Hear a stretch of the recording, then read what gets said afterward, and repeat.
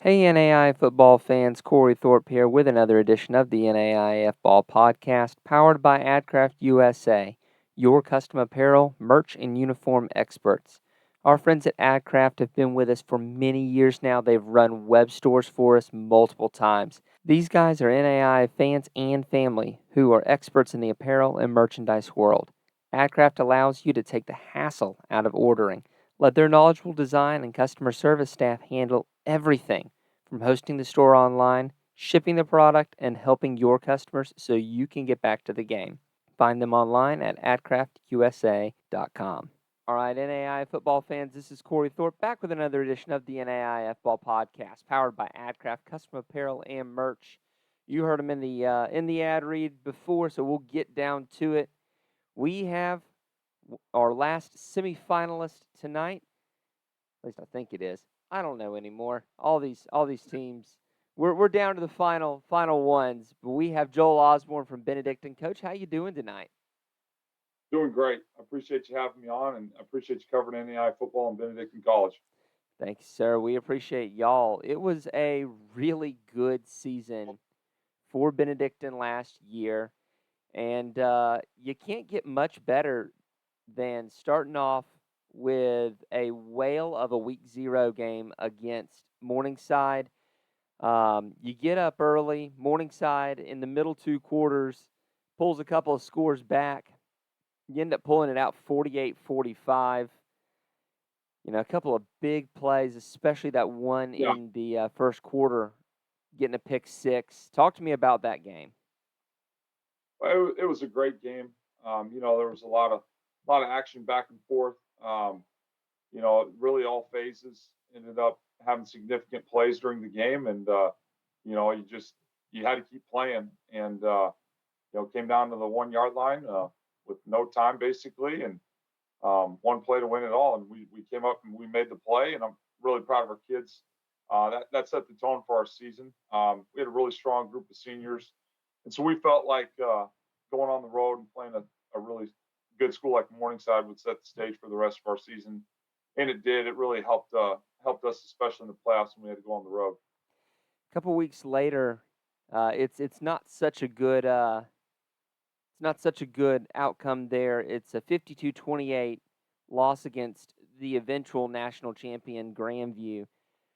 That one had to hurt a little bit. I remember I was coming home from a Thomas game that I had called and had it piped through the truck, and I'm just sitting there going, wow, there is the pressure of Grandview on both sides of the football just was unrelenting. Yeah, yeah, they were really good. Obviously, they ended up, you know, running the table and having a great season. Coach Woodley and his staff did a tremendous job, and they had really good players. They were the most physical team we played up front on both sides of the ball, and we played pretty much everybody you could play last year, and I can tell you that would be true. I thought them, and then on the D line, I thought Indiana Wesleyan's D line was phenomenal. And so that was really, those two really stood out to me as far as really good play up front. And I mean, we're looking forward to we get to play them again this year. We start out with Morningside at our place, and then we go to Grandview week 2 or week 1 technically on the schedule. But we've really moved forward, and looking forward to this year. Yeah.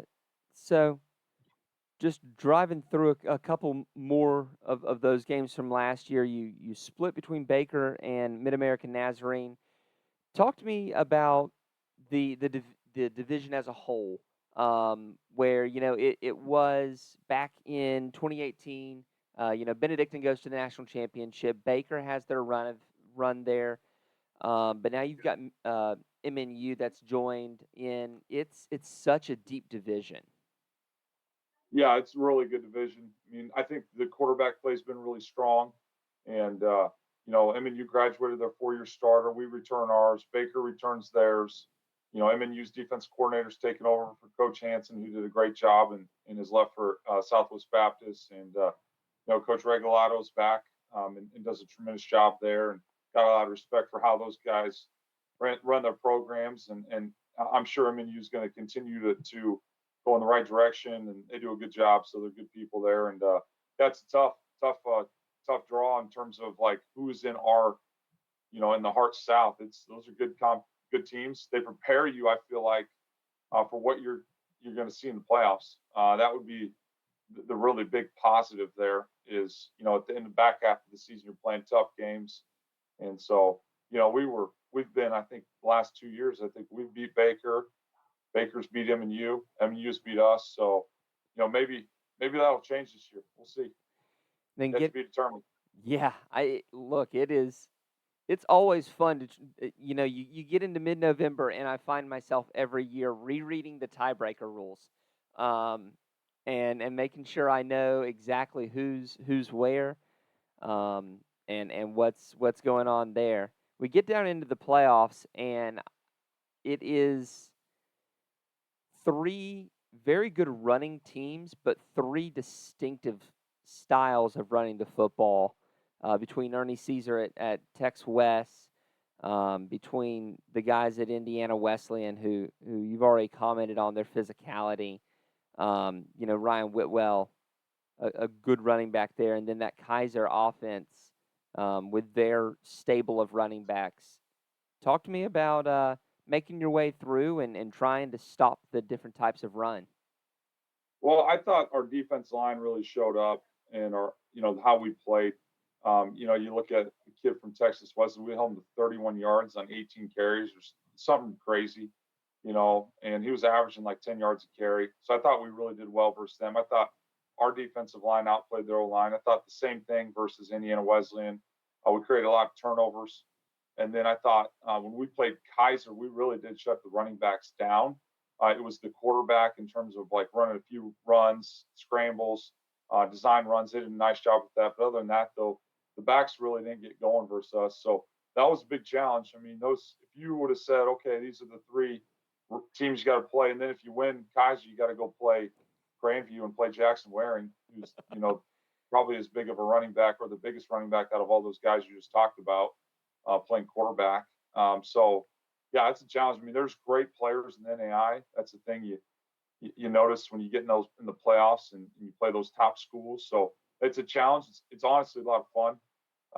We want to be in those games. That's why our schedule is the way it is. So we enjoy that competition, and it drives us in the off season. Like we go through spring ball, and everybody knows we got to get better. We go through summer program. Everybody knows we have to get better. Like we've got to be really good week 0. If we're not, if you're not really good week 0 on our schedule, you're gonna lose. So it really drives us, and it's exciting for our kids and our coaches because they want to play against good teams, and then I think it's exciting for NAI football, and I think it's exciting for both of our colleges that we chose to play each other because those are big matchups right away, and we get great crowds for those matchups. Yeah, you mentioned your schedule coming up, and boy, you bookend so well on your schedule. Yeah. I don't know if that's a good thing or a bad thing, but boy, Heidi, you start off against Morningside. You run Grandview the next week in Des Moines, and then Yep. you host a Graceland team that at full strength is becoming a scary team in the Heart.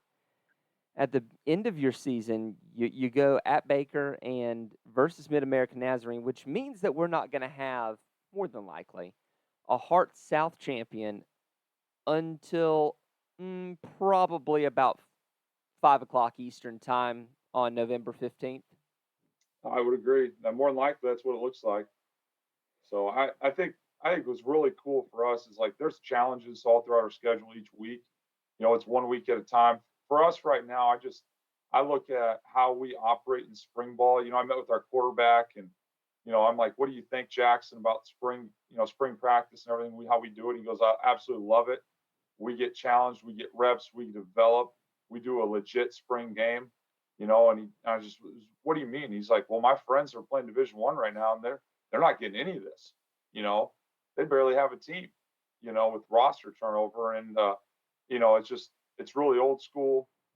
It's good for the soul. It's great for the development of our kids, and we finished our spring ball 2 weeks ago, and we had a really good crowd. And then we went down and had a crawfish boil at Coach Wilcox's sports bar. So with a great turnout for that too. So I mean, it's just the community that's there.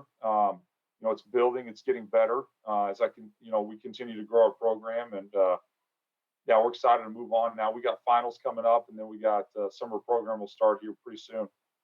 Yeah, it's been a really weird spring, D1 wise, and I Yeah. appreciate Jackson pulling that out. I mean, I know Florida State didn't have one. They have a good reason. They only have half a stadium right now, undergoing serious renovations. There was someone else who didn't have one for whatever reason. I have never seen this many spring games not being played for one reason or another, and I wonder if that's for those reasons that you've got this spring transfer window, your team's not complete yet, you've got exit interviews, you've got guys coming, going, the transfer portal is humming as much now as it ever has been. It's just weird, and honestly, I'm glad to be camped here in NAIA land where there is still some semblance of common sense. Well, I don't know all the reasons or logistics of the why. I'm sure there's good reasons why that's not happening at certain places. I do know the positives that we have at our place for doing it. You're in a legit game. There's a crowd. There's band. You're in situations that you cannot simulate these situations in practice, and so it really puts our kids in a position where you're learning the game. And that's what we're trying to do is help them learn the game. So when we get into the season, we're ready to go. And so you got all those guys that maybe redshirted last year, or maybe a couple guys transfer that semester to our program, and they've never been in a game at Benedictine, a real varsity game. And we tried our best to simulate that, and it was really cool. It ended on a Hail Mary. Ball got knocked down in the end zone, but the the black team actually threw a touchdown with 25 seconds left to take the lead after they completed a crazy play on 4th and 18 to throw like a Hail Mary, and they caught it. And so then the white team responded and got in position to give themselves a chance. But it was a great competition. Ended up in a 3-point win for the black team. That's always fun. I love a good spring game, especially when it's close. It's so much fun. So let's take a look at your team that you've got coming back. You return most of your sixth ranked offense by SP plus. It was a lethal offense all year. You return your 4,000 yard quarterback in Jackson Dooley. You return almost 1,000 yard rusher in Dalton Witherspoon, and a guy. You do lose Jacob Gathright and Jay Sean Todd. Have to mention that at wide receiver, but Those are two good players. yeah, no doubt. But you do still 5 All have. American honors between the two of them in their 4 years. Yep. And you're gonna miss them. You've still got Joseph Yep. Lagafuaina that's there that's Yep. gonna be helping out though. Talk to me about keeping it humming in on your offense. No, I think if you look at who we were playing to last year, we played 7 of the top 13 teams in the country, and those 7 teams, their defense was ranked in the top 12. So we did some good things against some really good teams. So I'm really proud of how we're progressing, and we're continuing to do that. We're getting better, I think, as coaches, and we've been able to keep our core together, which has been great. Our core coaches, and we've had a few things happen here and there, and but otherwise, we really know each other, and we know how we operate. And I think that's a big thing. And when you bring back a 2-year starter quarterback, that's always a good thing. And he's got all of his offensive line in front of him. We return every starter, and then both running backs who are really good players, both tight ends. You mentioned Joseph Lagafuaina. We feel really good about him. He's a really good player. He took a big jump last year and had a great year for us. And then, you got experience with LeBron Jackson and Cameron Dover and Matthew Sanford. So we've got some upperclassmen there that have experience. They don't have as much production maybe as what we're losing, missing out on it with the graduation of Jacob and Jay Sean. But I'm pretty excited about our group. And there's going to be some guys who haven't played that'll emerge. There always is. Maybe it's guys who redshirted last year who had great springs or having good summers, off seasons, or maybe it's the guys we've recruited. Because in my time here, we've played some young guys too, and we felt really good about the class of guys we recruited this past year that are graduating from high school here in this spring. So really excited about that. And I think the other thing too, and maybe you're going to get to it, not trying to get ahead, but defensively, we have Coach Caleb Cook. He left for Washburn, which is his alma mater, so we hired Trevor Strong from Southwestern College. Coach Strong's a tremendous coach. He was there for 6 years working with Coach Griffin, who I have a ton of respect for. Coach Griffin's been the president of the NAI Coaches Association. He's a tremendous person in terms of integrity, leadership, and Coach Strong was able to get his family back closer to where he's from, just outside of Omaha. And he played for Coach Ryan at Morningside.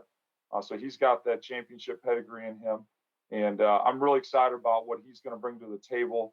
I thought our defense responded really, really well this spring. They learned a ton, and he's mixing in, some of the things we've done with some of the things he does. And I can tell you from an offensive standpoint, I felt it was very difficult to go against. It was hard on our quarterbacks. And our kids are pretty hungry. We do have a lot of kids we have to replace there on the D line and DB. We have 3 starters as well too. So there's some holes to fill there. It's we've had an All-American the last 2 consecutive years on the defensive line, and both those guys are graduating. And so excited. Both of them are coaching. Heath Baker's going to be a graduate assistant with us, working with the D line, and Isaac Anderson went with Coach Cook to Washburn to work with the D line with them. So it's exciting when your players are getting into coaching, because that you've impacted them, that they love the game and being around it and how you're doing it, and they want to do it as well. So we're pretty excited about that for our guys. Yeah, we talked about how the defense really came together down the stretch, but at times it was a unit that, the offense was elite. We talked about the 6. The defense comes in at 38th. I feel like, Coach Strong is definitely fantastic. And with plugging and playing guys in on your defense, I definitely feel like you've got a good chance to increase that rating for next year. I do want to pull out here. You are losing an awful lot on special teams, and look, special teams is not a part of the game that we really delve into a whole lot, but we're talking about Jay Sean Todd, who was your kick returner. You're losing Cullen Bruner, who had a long punt of 66 yards and was averaging 36.4, and Harry Balke, who was 18 of 20 with a long of 53, and your long snapper. That's big shoes to fill. Basically, your entire impact players on special teams. Yeah, there's no doubt. I think it starts with Coach Murfeld. He does a really nice job with special teams. He's been running our special teams now full time since 2022, and puts a big priority on them. And I think we've got guys to fill those roles. The thing is getting them that experience. We had it actually happen in the playoffs. Cullen versus Texas Wesleyan tackled their kick returner, and it was a pretty tough play. He ended up fracturing his neck on the play. He's doing better now. Had surgery and he's recovering. But that immediately put Christian Klob into the mix as a redshirt freshman. He did a nice job in his place at Indiana Wesleyan and at Kaiser. He's had a really good spring. Harry Balke was a 3-time All-Conference kicker for us, was an All-American last year as well on BSN. He's getting looks at the next level for professional as well too. So he made 3 field goals over 50 yards this past year. And so, he's a big one. Christian's potentially going to have all 3 spots, being our kickoff specialist, our punter, and our kicker. So, and then long snapper Zach was really just steady Eddie, 4-year starter for us and 2-year all-conference guys. So, we feel like we've got guys that can fill those roles. It's just getting them that experience and, trusting the process and believing what we do. We feel like we've got a good way of doing it, and we'll continue to, bring those guys along and develop them. Yeah, I feel like a long snapper is kind of akin to in baseball, having a good backup catcher. You never know what you've got until all of a sudden you're firing snaps over your holder's head and over your punter's head, and you're like, oh crap. But yeah, having a guy like that, Steady Eddie is probably the highest of compliments. For sure.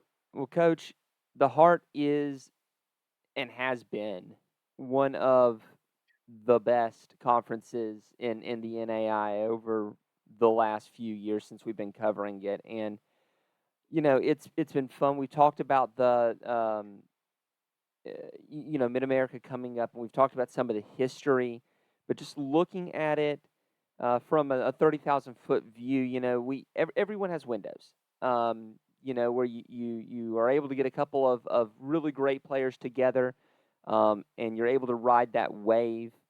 Yeah. What team in the Heart do you think is one that you go, I'm going to keep my eye on them. They might cause problems later on. Well, I think you start at the top and you say, okay, Grandview right now is clearly at the top, winning the national championship. I've not lost a conference game in I think 6 years now. Coach Woodley did a great job, and he's turned the keys over to EJ Peterson, who really did a nice job running their defense. So, and they return pretty much everybody. Maybe there's a few starters that are graduating, but otherwise they've got their guys coming back. So, obviously it starts there. That's the big guy in the Heart North, the big team. If you look at the Heart South, last year I felt like we were really consistent at the top. Missouri Baptist took a jump, went 7-4, ended up beating Graceland at Graceland, and Graceland finished as the runner-up in the Heart North. So you got 4 teams in the Heart South who are 7-4 or better, and then Graceland, like you said, those guys are really talented. They had an unfortunate injury at their receiver during the end of that Missouri Baptist game, so I'm not sure what they're going to look like, but I do know Coach Ross knows how to coach. He does a good job, and they'll be flying around and they'll have good players. So it's going to be a very very challenging season for us in terms of week by week. We've got to be ready to go.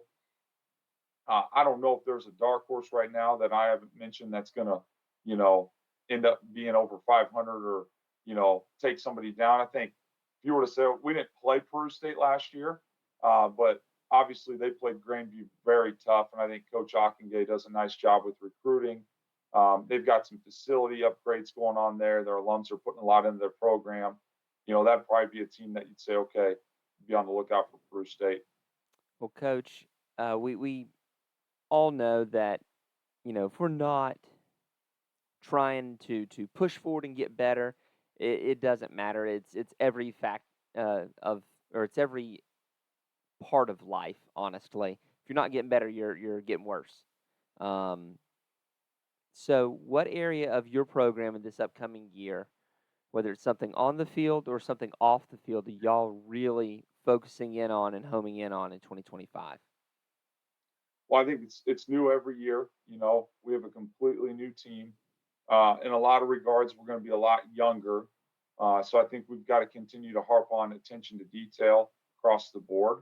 And you can't just assume guys are going to do stuff because you don't have a lot of veteran guys that are going to have to be counted on. We do, but we don't. We're going to have some young guys for sure that are going to be in the mix. So just harping on those details, because I think the attention to details what really shows up. And if you look at how our season ended, I feel like there was a few attention to detail things that if we just paid a little bit better attention to detail, we would have been playing in that national championship game. So, and it's probably true for everybody. They could say about their last game, if we had just done this or this a little bit better, but boy, I do feel that way. So, no, we're excited though.